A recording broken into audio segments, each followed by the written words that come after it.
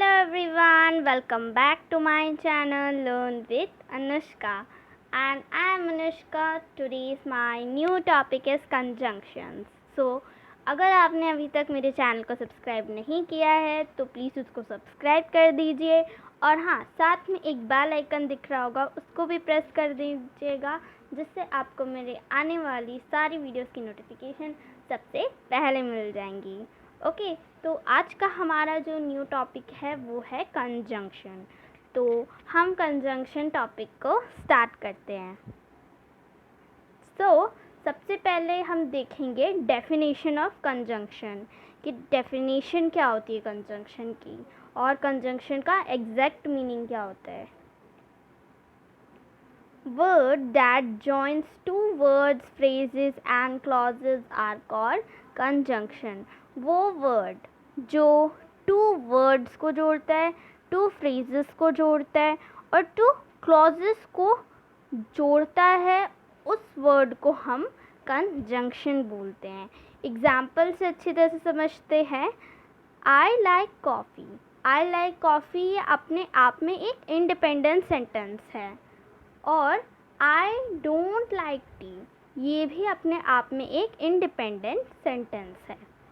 और हमने क्या किया, बट की हेल्प से हमने इन दोनों इंडिपेंडेंट सेंटेंस को एक सेंटेंस में जॉइन कर दिया। ओके, मतलब हमने इन दोनों ही जो सेंटेंस है, I like coffee, I don't like tea, इन दोनों सेंटेंस को बट की हेल्प से एक ही सेंटेंस बना दिया।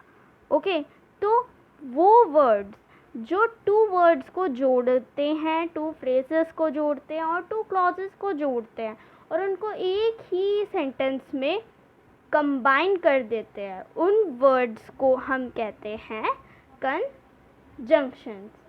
तो चलिए हम अपना नेक्स्ट टॉपिक देखते हैं। नेक्स्ट टॉपिक है हमारा टाइप्स ऑफ कंजंक्शन। कंजंक्शन के पहले देखते हैं कि कितनी टाइप्स होती है। तो सबसे पहला, there are 3 types of conjunction.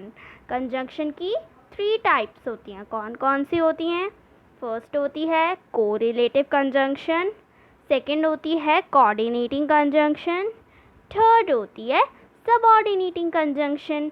तो हम इन तीनों कंजंक्शन के बारे में डिटेल में डिस्कस करते हैं। सबसे पहला हमारा कंजंक्शन है कोरिलेटिव कंजंक्शन। कोरिलेटिव कंजंक्शन क्या होता है? इसकी डेफिनेशन है, conjunction that are used to link two equal sentence elements are known as correlative conjunction. वो कंजंक्शन जिनको हम यूज़ करते हैं टू इक्वल सेंटेंस एलिमेंट को लिंक करने के लिए, उनको हम कोरिलेटिव कंजंक्शन कहते हैं। एग्जाम्पल से अच्छी तरह से समझते हैं। Both black and white are my favourite colour. तो यहाँ देखिए आपके यहाँ लिखा है ब्लैक एंड वाइट, ये दोनों अपने आप में ही इक्वल सेंटेंस एलिमेंट है, मतलब ये दोनों इक्वल ही हैं। ओके, क्योंकि दोनों कलर्स हैं। तो मैंने यहाँ पर बोथ की हेल्प से और एंड की हेल्प से, यानी बोथ और एंड जो है वो कोरिलेटिव कंजंक्शन है।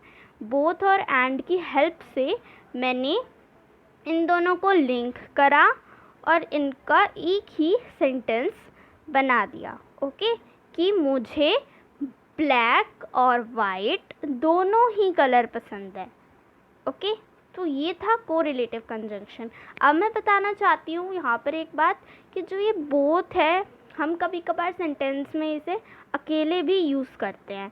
तो जब हम इन्हें अकेले यूज़ करते हैं ना, बोथ को या फिर एंड को, तो वो जो सेंटेंस होता है ना, वो कोरिलेटिव सेंटेंस नहीं होता, क्योंकि कोरिलेटिव सेंटेंस वो तभी होगा जब बोथ और एंड का यूज़ हम एक ही सेंटेंस में करेंगे। ओके, मतलब एक ही सेंटेंस में बोथ और एंड दोनों का ही यूज़ करेंगे, तभी जाके वो कोरिलेटिव सेंटेंस होगा। अदरवाइज़ अगर हम अलग अलग करते हैं तो वो कोरिलेटिव सेंटेंस नहीं होगा। तो हम नेक्स्ट टॉपिक पे चलते हैं। Next is example of correlative conjunction. अब हम देखते हैं, मैंने 5 एग्जाम्पल्स लिए कोरिलेटिव कंजंक्शन के, कि वो कौन कौन से होते हैं। आइदर और, मतलब कोरिलेटिव आपको समझ में आ गया तो आप बता सकते हैं कि हम इन दोनों का जो ये दोनों आइदर और दोनों का ही एक ही साथ एक ही सेंटेंस में दोनों को ही यूज़ करेंगे। बोथ, एंड, वेदर और, नाइदर, नॉर, नॉट, बट, इन पांचों को हम अपनी डेली लाइफ में सुनते हैं, इसलिए मैंने यही 5 चूज़ करे हैं आपको बताने के लिए। ओके, तो इनका यूज़ हमने समझ लिया कि कोरिलेटिव कंजंक्शन को हम कैसे यूज़ करते हैं, हमने उसका एग्जाम्पल भी समझ लिया। अब हम चलते हैं अपनी नेक्स्ट टॉपिक पे। Next topic is coordinating conjunction. Coordinating conjunction की डेफिनेशन होती है conjunction that are used to join two grammatically equal words और phrases are known as coordinating conjunction. So हम इसका एग्जाम्पल देखते हैं। Example is bread and butter are my favourite breakfast. So आप देख सकते हैं कि जो ब्रेड है वो अपने आप में ही एक इंडिपेंडेंट वर्ड है और जो बटर है वो भी अपने आप में ही एक इंडिपेंडेंट वर्ड है। ओके, और जो ये ब्रेड है वो और जो बटर है ये दोनों ही ग्रामेटिकली इक्वल हैं, यानी ये दोनों ही फूड है जिनको हम खाते हैं।